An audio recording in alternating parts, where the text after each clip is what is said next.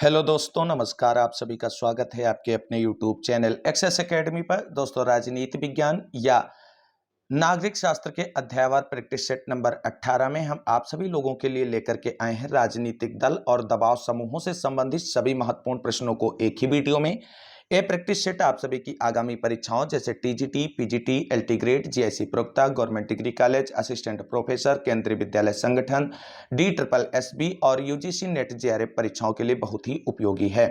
दोस्तों, आप सभी लोगों के लिए चैनल पर प्रैक्टिस सेट के साथ साथ थ्योरेटिकल क्लासेस भी अपलोड की गई हैं, जिसकी प्लेलिस्ट को आप चैनल पे जाकर के विजिट कर सकते हैं और अपनी तैयारी को बेहतर कर सकते हैं। आज के इस प्रैक्टिस सेट में आगे बढ़ने से पहले छोटी सी रिक्वेस्ट है कि प्लीज वीडियो को लाइक करें, दोस्तों में शेयर करें और अगर अभी तक आपने चैनल को सब्सक्राइब नहीं किया है तो प्लीज चैनल को सब्सक्राइब करके बेल आइकन दबा लें। तो आइए साथियों, शुरू करते हैं राजनीति विज्ञान यानी पॉलिटिकल साइंस का topic wise practice set number 18 और देखते हैं इस प्रैक्टिस सेट का पहला क्वेश्चन। दोस्तों, ये वीडियो दो पार्ट्स में डिवाइड है। पहले पार्ट में राजनीतिक दलों से संबंधित महत्वपूर्ण प्रश्नों को देखेंगे और उसके बाद दबाव समूहों से संबंधित महत्वपूर्ण प्रश्नों को देखेंगे। तो सबसे पहले देखते हैं आज के वीडियो का पहला प्रश्न, जो राजनीतिक दलों से संबंधित प्रश्नों के अंतर्गत है। पहला प्रश्न है, निम्न में से जनमत निर्माण का प्रमुख साधन है? ऑप्शन ए राजनीतिक दल, option B radio, option C शिक्षण संस्थान, ऑप्शन डी उपरोक्त सभी। राइट आंसर क्या बनेगा? इस प्रश्न का जो राइट आंसर बनेगा ऑप्शन नंबर ए बनेगा। जनमत निर्माण का जो प्रमुख साधन है वो राजनीतिक दल है। अगला प्रश्न है, राजनीतिक दलों का प्रधान तत्व क्या है? ऑप्शन ए संगठन, ऑप्शन बी जातिवाद, ऑप्शन सी क्षेत्रीयता और ऑप्शन डी उपयुक्त सभी। साथियों, उपयुक्त सभी देखकर आप सभी को यह नहीं टिक करना है। राजनीतिक दलों का प्रधान तत्व पूछा गया है तो प्रधान तत्व होता है संगठन और राइट आंसर ऑप्शन ए बनेगा। अगला प्रश्न है दोस्तों, ला पालोम्बरा के अनुसार राजनीतिक दल का कार्य क्या है? ऑप्शन ए भर्ती, ऑप्शन बी सरकार बनाना, ऑप्शन सी सौदेबाजी, ऑप्शन डी उपयुक्त सभी। राइट आंसर होगा ऑप्शन नंबर डी उपयुक्त सभी। देखो, यहाँ पर ला पालोम्बरा एक विचारक है, उनके अनुसार राजनीतिक दल का कार्य पूछा गया है। वैसे अगर राजनीतिक दल का प्रमुख कार्य पूछा गया होता तो वो होता है सरकार बनाना, लेकिन यहाँ पर ला पालोम्बरा का नाम जोड़ दिया गया तो इस प्रश्न का right answer option number D बन जाएगा। अगला प्रश्न है, किस देश में एक दलीय व्यवस्था है? Option A Bharat, option B Britain, option C Spain और option D Bhutan. Right answer होगा ऑप्शन नंबर सी, स्पेन में एक दलीय व्यवस्था है। अगला प्रश्न है, सामान्यतः राजनीतिक दल का कार्य क्या है? ऑप्शन ए हितपूर्ति, ऑप्शन बी संगठन बनाना, ऑप्शन सी न्याय संरक्षण और ऑप्शन डी जनमत निर्माण। राइट आंसर होगा ऑप्शन नंबर डी, राजनीतिक दल का जो सामान्यतः कार्य है वो है जनमत का निर्माण करना। अगला प्रश्न है, अनुदार दल किस देश से संबंधित है? तो अनुदार दल किस देश से संबंधित है? Option A Bharat, option B France, option C Turkey और option D Britain. Right answer आपका होगा ऑप्शन नंबर डी, अनुदार दल जो है वो ब्रिटेन से संबंधित है। अगला प्रश्न है दोस्तों, ब्रिटेन में किस तरह की दलीय व्यवस्था है? ऑप्शन एक दलीय, ऑप्शन बी द्विदलीय और ऑप्शन सी बहुदलीय और ऑप्शन डी इनमें से कोई नहीं। तो राइट आंसर क्या बनेगा? आप सभी लोग कमेंट करें फटाफट इस प्रश्न का। इस प्रश्न का राइट आंसर होगा ऑप्शन नंबर बी, ब्रिटेन में द्विदलीय शासन व्यवस्था देखने को मिलती है। अगला प्रश्न है, डेमोक्रेटिक किस देश का एक प्रमुख राजनीतिक दल है? ऑप्शन ए संयुक्त राज्य America, option B Japan, option C Britain और ऑप्शन डी फ्रांस। तो राइट आंसर होगा ऑप्शन नंबर ए, डेमोक्रेटिक संयुक्त राज्य अमेरिका का एक प्रमुख राजनीतिक दल है। और संयुक्त राज्य अमेरिका के दूसरे प्रमुख राजनीतिक दल का नाम आप सभी को कमेंट करके बताना है। अगला प्रश्न है दोस्तों, प्रश्न संख्या 9, द्विदलीय व्यवस्था के पक्ष में क्या तर्क दिया जाता है? ऑप्शन ए स्थायित्व का, ऑप्शन बी स्वच्छ प्रशासन का, ऑप्शन सी सर्वोत्तमता का, ऑप्शन डी उपरोक्त में से कोई नहीं। तो राइट आंसर आपका बनेगा ऑप्शन नंबर ए। अगला प्रश्न है दोस्तों, निम्न में से द्विदलीय व्यवस्था का क्या दोष है? ऑप्शन ए स्थायित्व, ऑप्शन बी अधिक खर्चीली, ऑप्शन सी नेतृत्व पूजा, ऑप्शन डी सभी। राइट आंसर होगा ऑप्शन नंबर सी, द्विदलीय व्यवस्था का जो प्रमुख दोष है वो नेतृत्व पूजा है। अगला प्रश्न है, किस देश में बहुदलीय व्यवस्था प्रचलित है? Option A Bharat, option B Britain, option C Poland और option D Portugal. Right answer होगा ऑप्शन नंबर ए अपना भारत। यहाँ पे बहुदलीय शासन व्यवस्था देखने को मिलती है और बहुदलीय व्यवस्था भारत में प्रमुखता से अपनाई गई है। अगला प्रश्न है, किस देश में बहुदलीय व्यवस्था नहीं है? Option A France, option B Holland, option C Poland और option D Italy. Right answer आपका ऑप्शन नंबर सी होगा, पोलैंड में बहुदलीय व्यवस्था नहीं है। अगला प्रश्न है, पाकिस्तान में किस तरह की दलीय व्यवस्था है? ऑप्शन ए एक दलीय व्यवस्था, ऑप्शन बी बहुदलीय व्यवस्था, ऑप्शन सी द्विदलीय व्यवस्था, ऑप्शन डी कोई नहीं। Right answer option number B होगा, भारत की तरह पाकिस्तान में भी बहुदलीय व्यवस्था देखने को मिलती है। अगला प्रश्न है, बहुदलीय व्यवस्था का प्रमुख दोष क्या है? ऑप्शन ए स्थायित्व, ऑप्शन बी अस्थायित्व, ऑप्शन सी स्वस्थ जनमत, ऑप्शन डी मतैकी का अभाव।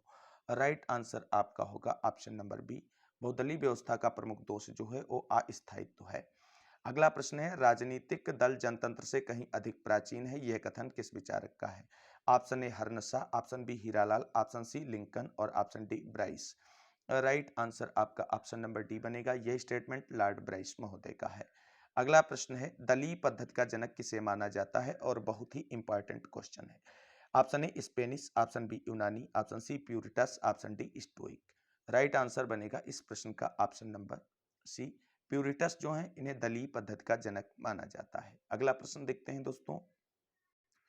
अगला प्रश्न है, एकमात्र साम्यवादी दल को किस संविधान में मान्यता प्राप्त है? ऑप्शन ए ब्रिटिश संविधान, ऑप्शन बी इटालियन संविधान, ऑप्शन सी रूसी संविधान और ऑप्शन डी जापानी संविधान। राइट आंसर आपका ऑप्शन नंबर सी बनेगा, रूसी संविधान में साम्यवादी दल को मान्यता प्राप्त है।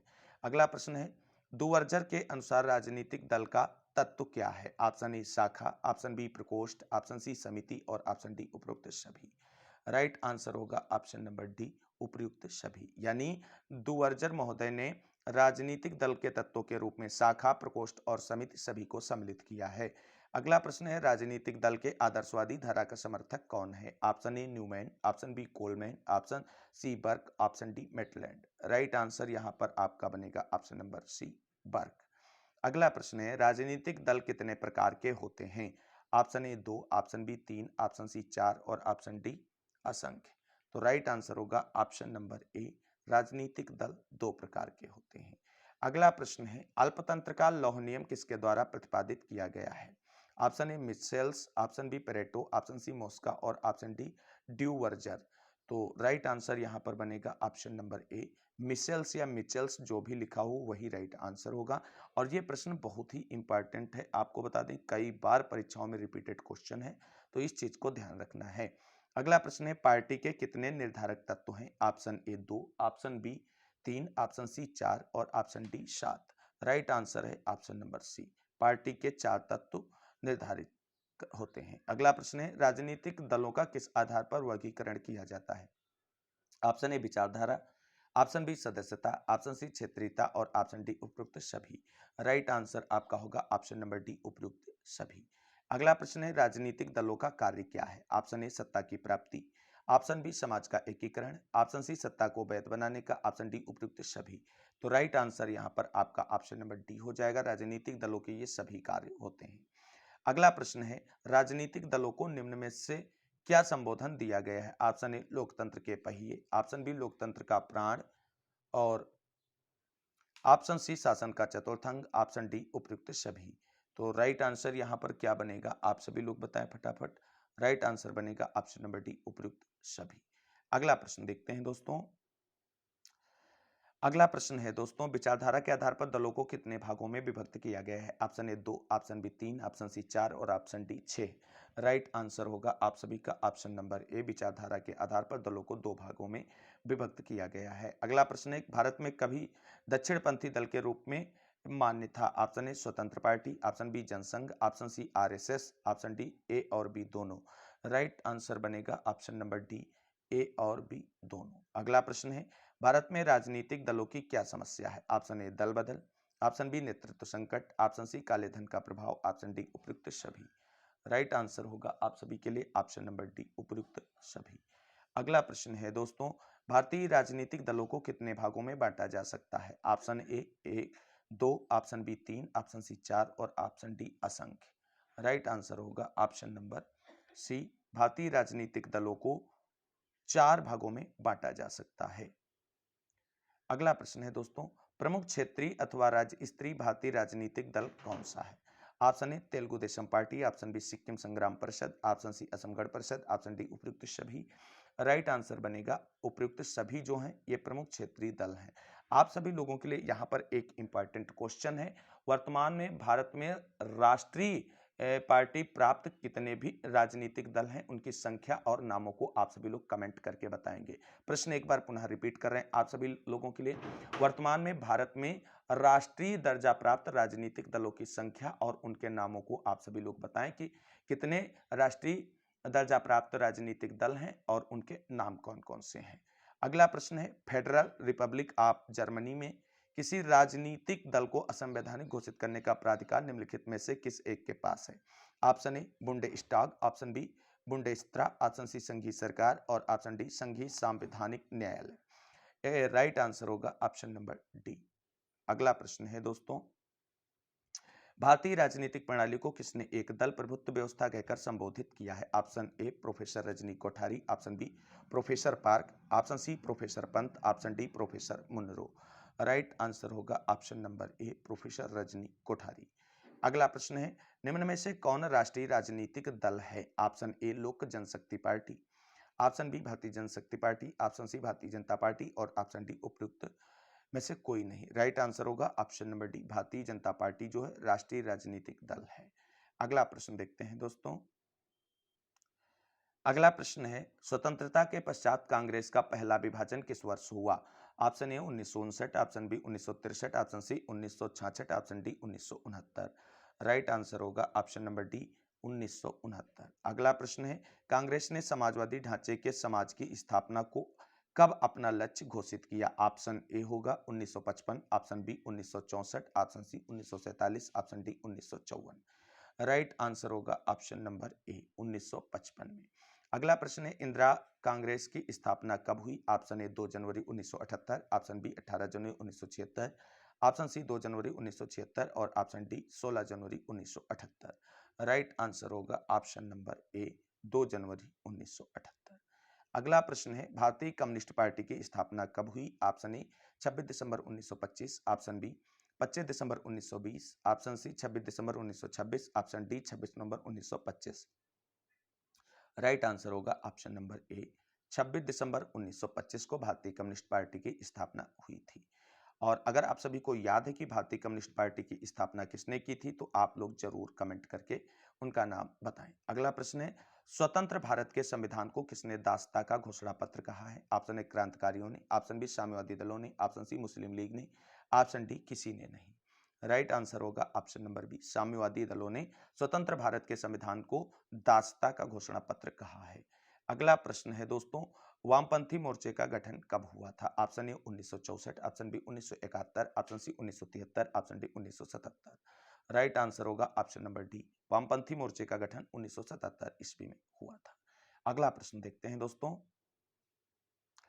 अगला प्रश्न है, द्रविड़ मुनेन्द्र कंगडम यानी डीएमके का सूत्रपात किसने किया। Option A Periyar, option B C N Annadurai, option C Karunanidhi, option D कोई नहीं।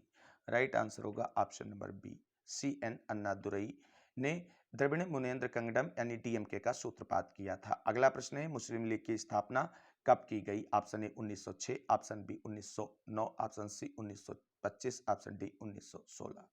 राइट आंसर होगा option number A, Muslim League की स्थापना 1906 ईस्वी में बांग्लादेश के ढाका में हुई थी। और इसके संस्थापक सदस्य कौन कौन से थे, आप सभी को उनके नाम कमेंट करके बताने हैं। अगला प्रश्न है, तेलुगु देशम किस राज्य का क्षेत्रीय दल है। Option A Andhra Pradesh, option B Tamil Nadu, option C Kerala, option D Tripura. Right answer होगा option number A, Telugu Desam Andhra Pradesh का एक क्षेत्रीय दल है। अगला प्रश्न है, शिवसेना की महाराष्ट्र में किसके द्वारा स्थापना की गई। ऑप्शन ए बाल ठाकरे, ऑप्शन बी मुरली देवड़ा, ऑप्शन सी बाला साहेब देवरस, ऑप्शन डी स्वर्गीय देवराज अरस। राइट आंसर होगा ऑप्शन नंबर ए, शिवसेना जो कि एक महाराष्ट्र का राजनीतिक दल है और क्षेत्रीय स्तर का दल है, इसकी स्थापना बाल ठाकरे के द्वारा की गई थी। अगला प्रश्न है, मणिपुर का प्रमुख क्षेत्रीय दल कौन सा है। Option A Kuki national assembly, option B Naga national front, option C Manipuri सुरक्षा काउंसिल और ऑप्शन डी इनमें से कोई नहीं। Right answer option number D होगा। अगला प्रश्न देखते हैं दोस्तों, और ये थे राजनीतिक दलों से संबंधित महत्वपूर्ण प्रश्न जिसके अंतर्गत 44 क्वेश्चंस को हमने डिस्कस किया है। अब हम बात करेंगे दबाव समूह यानी प्रेशर ग्रुप से संबंधित महत्वपूर्ण प्रश्नों को। तो आप सभी लोगों से निवेदन है कि अगर अभी तक वीडियो को लाइक नहीं किया तो लाइक जरूर कर दें। इससे हमें मोटिवेशन मिलता है, बाकी और कुछ भी नहीं मिलता है। आप सभी लोगों के लिए बेहतर और रेगुलर वीडियो तैयार करने का। और अगर अभी तक चैनल को सब्सक्राइब नहीं किया तो सब्सक्राइब करना ना भूलें और साइड में आने वाले बेल आइकन को भी दबाना ना भूलें। तो आइए अब देख लेते हैं प्रेशर ग्रुप यानी दबाव समूहों से संबंधित महत्वपूर्ण प्रश्नों को। तो दबाव समूहों से संबंधित पहला प्रश्न है, हित समूहों का प्रमुख उद्देश्य क्या है? ऑप्शन ए संगठन बनाना, ऑप्शन बी स्वहित की पूर्ति करना, ऑप्शन सी सरकार बनाना, ऑप्शन डी उपयुक्त सभी। तो देखो आप सभी को बता दें, जो प्रेशर ग्रुप या हित समूह होते हैं उनका जो सरकार बनाने का कोई उद्देश्य होता ही नहीं है। तो उपयुक्त सभी तो अपने आप गलत हो गया। और संगठन बनाना ऐसा भी कोई उद्देश्य नहीं होता है। Right answer option number B होगा। यानी हित समूहों का प्रमुख उद्देश्य स्वहित की पूर्ति करना होता है। अगला प्रश्न है, दबाव समूह होते हैं ऑप्शन ए स्थायी, ऑप्शन बी अस्थायी, ऑप्शन सी कुछ स्थायी और कुछ अस्थायी और ऑप्शन डी इसमें से कोई नहीं। तो राइट आंसर होगा ऑप्शन नंबर सी। दबाव समूह कुछ स्थायी होते हैं और कुछ अस्थायी होते हैं। अगला प्रश्न है, गैर संगठन दबाव समूहों का आधार क्या होता है? ऑप्शन ए सरकारी विभागों की प्रकृति, ऑप्शन बी वर्ग पंथ तथा सजातीयता, ऑप्शन सी व्यक्तियों के निश्चित हित, ऑप्शन डी प्रदर्शन दंगे तथा जुलूस। Right answer option number B होगा। अगला प्रश्न है दोस्तों, निम्नलिखित में से कौन सा वक्तव्य सही नहीं है?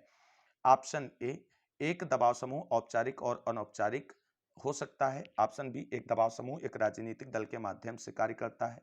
ऑप्शन सी, एक दबाव समूह का हित समूह नहीं होता है, यानी एक दबाव समूह एक हित समूह नहीं होता है। ऑप्शन डी, इनमें से कोई नहीं। तो जो सही कथन नहीं है उसको चुनना है। राइट आंसर आपका ऑप्शन नंबर डी बन जाएगा। अगला प्रश्न है दोस्तों, किसने दबाव समूह को गुमनाम साम्राज्य की संज्ञा दी है? पहली बात तो ये इतना इंपॉर्टेंट क्वेश्चन है। अगर आप TGT, PGT, integrate assistant professor के क्वेश्चंस पेपर को देखेंगे जो प्रीवियस ईयर में हो चुके हैं, वहां पर आपको ये कई बार रिपीटेड क्वेश्चन के रूप में दिखाई देगा। Option A Lucian Pye, option B Almond, option C Bradley और option D Finer. Right answer होगा ऑप्शन नंबर डी, फाइनर महोदय ने दबाव समूहों को गुमनाम साम्राज्य की संज्ञा दी है। अगला प्रश्न है दोस्तों, दबाव समूह को अदृश्य सरकार कौन मानता है? Option A Lambert, option B Leacock, option C McLennan और ऑप्शन डी उपयुक्त में से कोई नहीं। राइट आंसर होगा ऑप्शन नंबर सी, मैक्लिनन जो है ये दबाव समूह को अदृश्य सरकार मानते हैं और फाइनर महोदय इन्हें क्या मानते हैं? गुमनाम साम्राज्य मानते हैं। अगला प्रश्न देखते हैं। अगला प्रश्न है दोस्तों, निम्न में से किसने दबाव समूहों को गैर सरकारी शासन की संज्ञा दी है? Option A Lincoln, option B Riker, option C Lambert और option D Russell. Right answer आपका ऑप्शन नंबर सी हो जाएगा। लैम्बर्ट महोदय ने दबाव समूहों को गैर सरकारी शासन की संज्ञा दी है। अगला प्रश्न है, दबाव समूह को लाबी कहाँ कहा जाता है? ऑप्शन ए संयुक्त राज्य America, option B Bharat, option C Britain, option D उपयुक्त सभी जगह। राइट आंसर होगा ऑप्शन नंबर ए। दबाव समूहों को लॉबी के नाम से संयुक्त राज्य अमेरिका में पुकारा जाता है और आपको बता दें सबसे ज्यादा प्रेशर ग्रुप्स अगर वो हैं कहीं विश्व में तो वो संयुक्त राज्य अमेरिका में है। अगला प्रश्न है, दबाव समूहों का सर्वाधिक प्रचलन किस शासन में होता है? ऑप्शन ए प्रजातंत्री, ऑप्शन बी तानाशाही, ऑप्शन सी अध्यक्षीय, ऑप्शन डी राजतंत्रात्मक। राइट आंसर होगा ऑप्शन नंबर ए। दबाव समूहों का सर्वाधिक प्रचलन जो है वो प्रजातंत्री शासन व्यवस्था में देखने को मिलता है। अगला प्रश्न है, साधारणतया दबाव समूह का विस्तृत प्रतिरूप क्या माना जा सकता है? ऑप्शन ए समुदाय, ऑप्शन बी दल, ऑप्शन सी लॉबी और ऑप्शन डी कोई नहीं। तो राइट आंसर होगा ऑप्शन नंबर बी। अगला प्रश्न है, निम्न में से कौन दबाव समूहों को हित समूह की संज्ञा देता है? ऑप्शन ए कोकोविच, option B Roosevelt, option C Burke, option D Lucian Pye. Right answer होगा आपका ऑप्शन नंबर ए, कोकोविच जो है दबाव समूहों को हित समूह की संज्ञा देते हैं। अगला प्रश्न है, दबाव समूहों की उपयोगिता पर प्रश्न चिन्ह कौन लगाता है? ऑप्शन ए बहुलवादी, ऑप्शन बी समाजवादी, ऑप्शन सी अभिजनवादी, ऑप्शन डी उपयुक्त सभी। तो राइट आंसर होगा ऑप्शन नंबर सी, अभिजनवादी जो है वो दबाव समूह की उपयोगिता पर प्रश्न चिन्ह लगाते हैं। अगला प्रश्न है, आमंड द्वारा किए गए दबाव समूहों के वर्गीकरण में निम्नलिखित में से कौन सा सम्मिलित नहीं है? ऑप्शन ए संस्थात्मक समूह दबाव समूह, ऑप्शन बी असंस्थात्मक दबाव समूह, ऑप्शन सी समुदायात्मक दबाव समूह, ऑप्शन डी असमुदायात्मक दबाव समूह। तो राइट आंसर होगा ऑप्शन नंबर बी, यानी असंस्थात्मक दबाव समूह जो है ये आमंड के द्वारा क्लासिफाइड दबाव समूहों में नहीं सम्मिलित किया गया है। अगला प्रश्न देखते हैं दोस्तों, तो अब प्रश्न संख्या 14 देख लेते हैं। The government process political interest and public opinion किसकी रचना है? Option A Darwin, option B Weiner, option C David Truman, option D Frederick. Right answer होगा option number C, David Truman की पुस्तक का नाम है the government process political interest and public opinion, और बहुत ही इंपॉर्टेंट पुस्तक है। अगला प्रश्न है, निम्नलिखित में से कौन सी एक दबाव समूहों की भूमिका नहीं है? अब यहाँ पे दबाव समूहों की भूमिका नहीं के बारे में पूछा गया है, तो ये चीज ध्यान रखना है कि नहीं जरूर क्वेश्चन को इंगित कर पाए। ऑप्शन ए अपनी हित वृद्धि के लिए चुनाव लड़ना, और ऑप्शन बी अपने पक्षधर अभ्यर्थियों को निर्वाचित होने में सहायता देना, ऑप्शन सी अपने लक्ष्य को उन्नत बनाने में सहायता देने वाले लेने के लिए विधायकों को संरक्षण देना, ऑप्शन डी सार्वजनिक मत को प्रभावित करने और उसका समर्थन पाने का प्रयत्न करना। तो राइट आंसर ऑप्शन नंबर ए हो जाएगा, यानी दबाव समूहों की इसमें कोई भूमिका नहीं होती है। अगला प्रश्न है दोस्तों, दबाव समूहों की कार्यविधि क्या है? ऑप्शन ए अनुनयन, ऑप्शन बी सौदेबाजी, ऑप्शन सी सीधी कार्यवाही, ऑप्शन डी उपयुक्त सभी। तो राइट आंसर होगा ऑप्शन नंबर डी उपयुक्त सभी, यानी दबाव समूह जो अपना कार्य कराने के लिए अनुनयन भी कर लेते हैं, सौदेबाजी भी कर लेते हैं और सीधी कार्रवाई भी कर लेते हैं। तो इस प्रकार से राइट आंसर आपका ऑप्शन नंबर डी बन जाएगा। अगला प्रश्न है, निम्न में से कौन समस्त शासन प्रणालियों में दबाव समूहों का कार्य करती है? ऑप्शन ए जनता, ऑप्शन बी न्यायपालिका, ऑप्शन सी सेना और ऑप्शन डी संचार माध्यम। राइट आंसर बनेगा ऑप्शन नंबर सी सेना। अगला प्रश्न है, निम्न में से किसने हित समूह एवं दबाव समूह में कोई अंतर नहीं माना है? Option A Jean Blondel, option B Myron Weiner, option C Robert Bone और ऑप्शन डी उपयुक्त सभी। तो right answer option number D होगा उपयुक्त सभी। अगला प्रश्न है, राजनीतिक दल एवं दबाव समूहों में मुख्य अंतर क्या है? ऑप्शन ए उद्देश्य संबंधी, ऑप्शन बी सदस्यता संबंधी, ऑप्शन सी निर्वाचन संबंधी, ऑप्शन डी उपयुक्त सभी। तो राइट आंसर बनेगा आपका ऑप्शन नंबर डी, उपयुक्त सभी अंतर जो हैं वो राजनीतिक दल और दबाव समूहों में देखने को मिलते हैं। अगला प्रश्न देखते हैं दोस्तों। अगला प्रश्न है, दबाव समूहों की क्रियाविधि क्या है? ऑप्शन ए चुनाव, ऑप्शन बी प्रचार, ऑप्शन बी न्यायिक कार्रवाई, ऑप्शन डी उपयुक्त सभी। Right answer option number D होगा उपयुक्त सभी। अगला प्रश्न है दोस्तों, दबाव समूह हेतु प्रयुक्त होने वाला अन्य समानार्थी शब्द कौन सा है? ऑप्शन ए लाबीज, ऑप्शन बी गुट, ऑप्शन सी गैर सरकारी संगठन, ऑप्शन डी उपयुक्त सभी। राइट आंसर होगा ऑप्शन नंबर डी उपयुक्त सभी, अर्थात जो प्रेशर ग्रुप यानी दबाव समूह होते हैं उनके लिए लाबीज, गुट और गैर सरकारी संगठन, इन सभी नामों का प्रयोग किया जाता रहता है। अगला प्रश्न है, the government and politics of India किसकी रचना है? Option A Morris Jones, option B Odegard, option C परव्याल और option D M G Gupta. Right answer होगा option number A Morris Jones, जो है इनकी पुस्तक का नाम है the government and politics of India. अगला प्रश्न है दोस्तों, दबाव समूह और राजनीतिक दल में सबसे महत्वपूर्ण अंतर यह है कि राजनीतिक दल ऑप्शन ए जनमत जागृत करते हैं, ऑप्शन बी नीति संबंधी निर्णयों को प्रभावित करते हैं, ऑप्शन सी सत्ता प्राप्ति करते हैं, ऑप्शन डी नीति संबंधी विकल्प प्रस्तुत करते हैं। तो राइट आंसर इसका बनेगा आपके लिए ऑप्शन नंबर सी, सत्ता प्राप्ति करते हैं। ये जो है महत्वपूर्ण पॉइंट है। अगला प्रश्न है, राजनीति भारतीय राजनीति में संस्थात्मक दबाव समूह का उदाहरण कौन सा है? ऑप्शन ए कांग्रेस संसदीय बोर्ड, ऑप्शन बी नौकरशाही, ऑप्शन सी सेना और ऑप्शन डी उपयुक्त सभी। राइट आंसर होगा ऑप्शन नंबर डी उपयुक्त सभी, यानी अगर भारतीय राजनीति में संस्थात्मक दबाव समूहों की बात की जाए तो कांग्रेस संसदीय बोर्ड हो, नौकरशाही हो, सेना हो, ये सभी जो हैं कहीं ना कहीं दबाव समूहों के रूप में कार्य करते हैं। अगला प्रश्न और आज के वीडियो का अंतिम प्रश्न है दोस्तों, निम्नलिखित में से किसे दबाव समूह माना जा सकता है? ऑप्शन ए राष्ट्रीय स्वयंसेवक संघ, ऑप्शन बी भारत सेवक समाज, ऑप्शन सी अंतर्राष्ट्रीय श्रम संगठन और ऑप्शन डी भारतीय राष्ट्रीय श्रमिक कांग्रेस। तो राइट आंसर होगा ऑप्शन नंबर डी, भारतीय राष्ट्रीय श्रमिक कांग्रेस को भारत के परिप्रेक्ष्य में दबाव समूह के रूप में देखा जा सकता है। तो साथियों, ये था आज का वीडियो जिसके अंतर्गत हमने राजनीतिक दल और दबाव समूहों से संबंधित महत्वपूर्ण प्रश्नों को इंक्लूड किया था, जो आप सभी की आगामी परीक्षाओं की दृष्टि से बहुत ही महत्वपूर्ण क्वेश्चंस थे, उनको ही इस वीडियो में इंक्लूड किया गया था।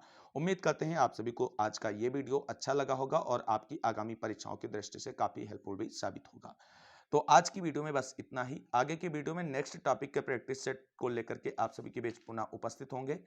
इस वीडियो को अंत तक देखने के लिए सभी साथियों को तहे दिल से शुक्रिया, बहुत बहुत धन्यवाद। मिलते हैं अगली वीडियो में, तब तक के लिए सभी साथियों को जय हिंद, जय भारत, वंदे मातरम। आप सभी साथियों का दिन शुभ हो और आप सभी की आगामी परीक्षाएं बेहतर जाएं और एक अच्छा स्कोर आप एग्जाम में कर सकें। इसी प्रयास के साथ मिलेंगे अगली वीडियो में।